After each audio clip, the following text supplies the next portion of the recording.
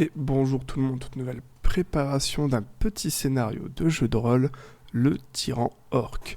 Une session dans laquelle les joueurs, qui seront des mercenaires, vont devoir défaire un tyran, un chef orc, qui a des idéaux un petit peu trop limites. Par exemple, on pourrait imaginer qui l'envoie à la guerre que les hommes orcs en laissant les femmes de côté, puisqu'il décide en plus d'être le seul à pouvoir avoir des enfants, puisque c'est la loi du plus fort, autant que la progéniture soit la plus forte possible pour assurer la survie du clan orc. Et donc toutes ces idées commencent à déranger et ont créé au sein des orcs une rébellion, et les joueurs ont pour objectif, nos mercenaires donc, de rejoindre la rébellion et de les assister pour défaire ce tyran et leur permettre de gérer au mieux, selon leurs idées,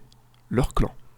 Ils vont donc pouvoir s'enfoncer directement, parce que c'est un one-shot, on essaie d'aller forcément un petit peu vite, directement donc on commence dans les marécages où le sol est spongieux, où l'avancée est difficile puisque chaque pas s'enfonce dans le sol très profondément, empêchant la bonne avancée de nos joueurs qui en plus pourraient attirer quelques monstres puisqu'on est dans un lieu hostile et que c'est un petit peu le thème aussi de cette session, les combats. On peut imaginer déjà des petites sangsues qui viendraient venir s'attaquer aux joueurs, pourquoi pas d'autres monstres, ça c'est vous qui voyez en tant qu'MJ. Ce qui est sûr, c'est que le terrain difficile va ralentir la progression de nos joueurs qui vont petit à petit enchaîner quelques combats avant d'arriver dans une zone un peu plus calme. Voilà, on a proposé quelques combats, ils sont un peu difficiles vu que la zone est hostile et les joueurs vont pouvoir ici se poser, créer un feu de camp et profiter justement de ce feu de camp en tant qu'MJ pour pouvoir cacher un petit coffre, quelques objets, une énigme, pour agrémenter le feu de camp d'un petit peu de contenu un petit peu léger, un petit peu plus fun, pour que les joueurs puissent vraiment avoir un petit moment de pause après avoir combattu, tout en ayant des choses à faire. Ils vont pouvoir essayer de continuer leur avancée et on va leur donner quelques informations ici. On a une petite maison, ils sont plus très loin de trouver ce tyran orc. Et il va falloir les aider un petit peu. Ici, on a une vaste zone. Moi, je sais que j'ai beaucoup de zones aquatiques sur cette carte. À vous, en tant qu'MJ, de vous adapter en fonction de ce que vous avez. Mais si je sais très bien que je vais y déposer une sorte de gros monstre aquatique, une sorte de gardien qui pourrait gérer la maison ou les lieux, qui viendrait s'attaquer aux joueurs lorsqu'ils avancent. Puisque, encore une fois, en zone hostile, je ne vais pas les laisser tranquilles. Une fois ça fait, ils vont pouvoir s'aventurer un petit peu dans la maison et enchaîner sur un petit peu de RP. Moi j'imagine bien un alchimiste un peu sombre, alors vous faites comme vous voulez, mais dans mon cas, ils vont pouvoir demander des informations sur ce tyran, où il se trouve, comment le faire venir à eux, en tout cas toutes sortes d'informations qui pousseraient un petit peu les joueurs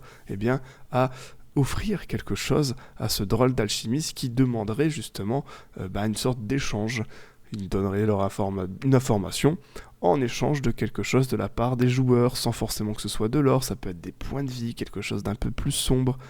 histoire de donner un petit peu de jeu en fait aux joueurs, et surtout pourquoi pas créer même une quête secondaire. Cette personne pourrait donner des informations en demandant ensuite aux joueurs d'accomplir une quête pour lui, par exemple aller lui ramener la tête d'un orc bien précis parce qu'ils ont des différents que vous pouvez expliquer aux joueurs pour en demander un peu plus vivant et faire un peu de l'or.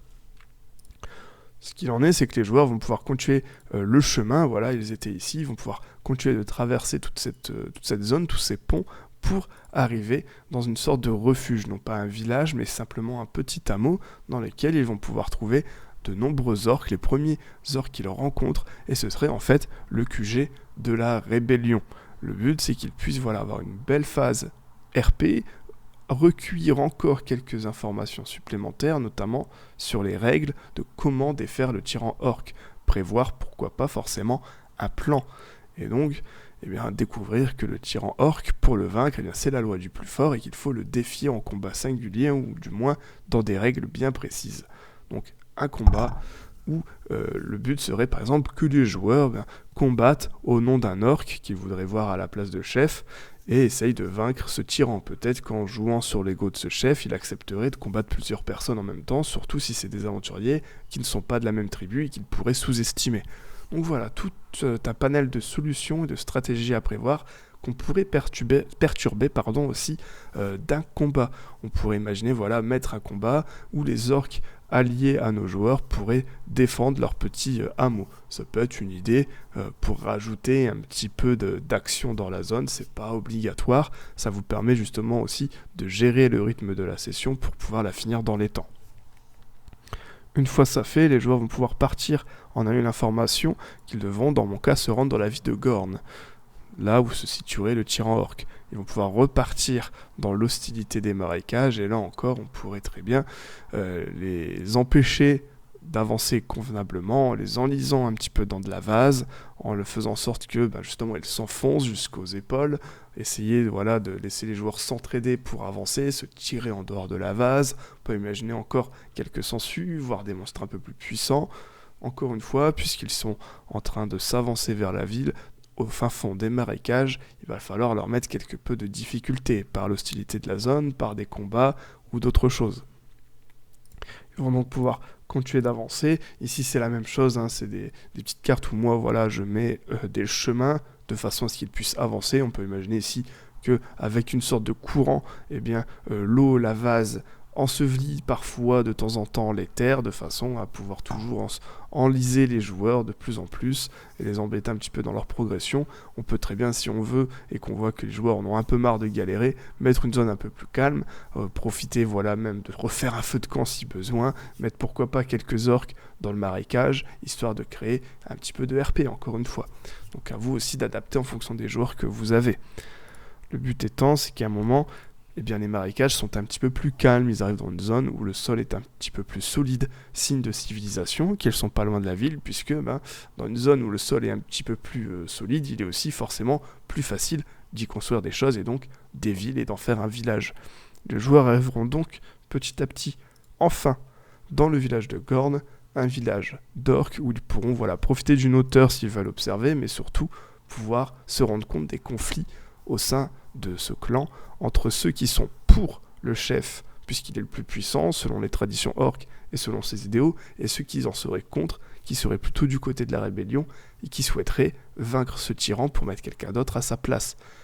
On aurait donc les joueurs qui seraient un petit peu bloqués entre deux avis, qui pourront donc eux-mêmes faire leur propre pour et contre, réfléchir à ce qu'ils préfèrent au sein de ce clan, et prendre une décision d'aider soit la rébellion, soit d'aider les traditions, et de garder ce tyran orc. On pourrait très bien avoir un revirement de situation. Dans ce cas-là, imaginons que le tyran orc vienne, pousse les joueurs à s'attaquer à la rébellion, donc on imagine un choix à faire entre finalement trahir la rébellion ou s'attaquer au tyran orc, sans oublier ce fameux alchimiste que j'ai présenté un petit peu avant, qui pourrait leur avoir proposé une petite quête secondaire à faire.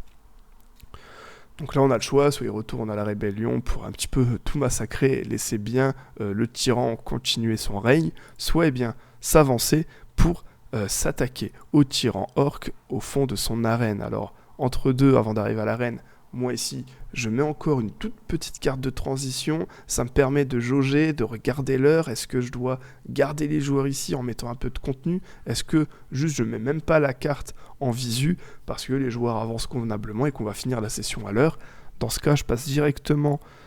dans l'arène, voilà l'arène du tyran orc dans laquelle les joueurs pourront le défier, essayer avec leur charisme de lui proposer un combat à 1 contre plusieurs, pourquoi pas, contre forcément tous les joueurs, de façon à augmenter les chances de gagner en jouant peut-être sur l'ego de l'orc pour qu'il accepte.